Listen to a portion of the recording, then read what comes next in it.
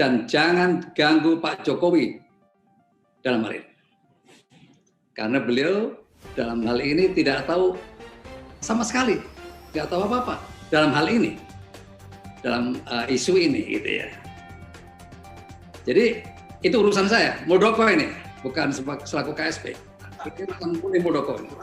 Lebih lanjut, gerakan ini juga dikatakan sudah mendapatkan dukungan dari sejumlah menteri dan pejabat penting di pemerintahan Presiden Joko Widodo. Tentunya, kami tidak mudah percaya dan tetap mengedepankan azas praduga tak bersalah, presumption of innocence, dalam permasalahan ini.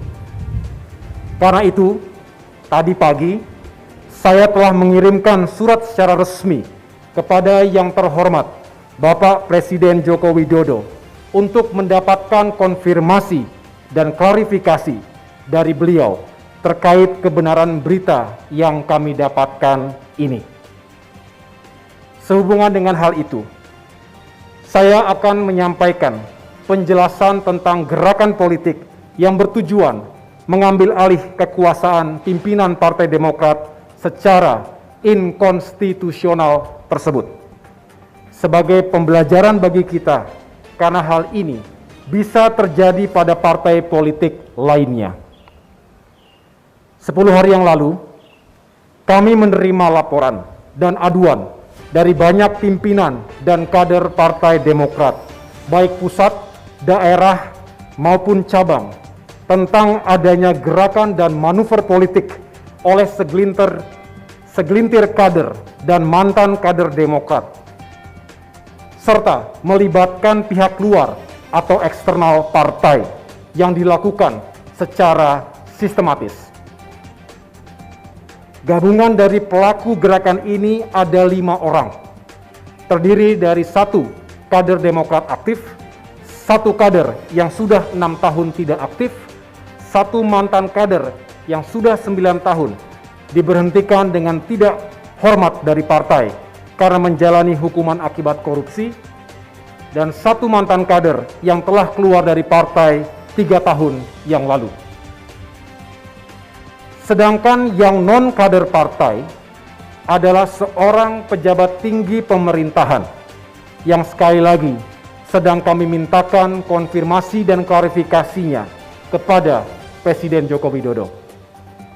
Para pimpinan dan kader Demokrat yang melapor kepada kami tersebut merasa tidak nyaman dan bahkan menolak ketika dihubungi dan diajak untuk melakukan penggantian Ketua Umum Partai Demokrat. Jadi ceritanya begini teman-teman sekalian, ya. Beberapa kali memang banyak tamu yang berdatangan ya, dan saya orang yang terbuka. Saya mantan Panglima TNI, tapi saya tidak memiliki batas dengan siapapun. Apalagi di rumah ini mau datang terbuka 24 jam. Siapapun. Ya, secara bergelombang mereka datang, berbondong-bondong ya kita terima. Ya, konteksnya apa saya juga nggak ngerti. Tapi dari ngobrolan itu biasanya saya awali dari pertanian karena saya memang suka pertanian. Berikutnya pada curhat tentang situasi yang dihadapi, ya gue dengerin aja ya, gitu. Ya. Berikutnya ya udah dengerin aja. Ya saya sih sebenarnya prihatin gitu ya melihat situasi itu, karena saya juga bagian yang mencintai Demokrat, begitu. Terus muncullah isu tetek mengait dan seterusnya. Mungkin dasarnya foto-foto. Ya orang dari apa Indonesia Timur, dari mana-mana datang sini kan pengen foto sama gua, sama saya terima aja, apa susahnya. Itulah menunjukkan bahwa seorang jenderal yang tidak punya batas dengan siapapun. Indonesia, kita jangan gentar menghadapi ujian dan tantangan ini, karena meski Demokrat diganggu, justru akan membuat Demokrat semakin kuat. Sejarah mengatakan tidak ada partai yang kuat tanpa cobaan yang berat. Kapal yang kokoh tidak akan hancur diterjang ombak. Nahkoda yang tangguh tidak lahir dari lautan yang tenang. Saran saya ya, menjadi seorang pemimpin adalah seorang pemimpin yang kuat. Jangan mudah baperan, jangan mudah terombang-ambing dan seterusnya. Ya, kalau nggak ada anak buahnya nggak boleh pergi kemana-mana ya diborgol aja kali ya. Gitu. Berikutnya kalau ada istilah kudeta itu, ya kudeta itu dari dalam, masuk kudeta dari luar.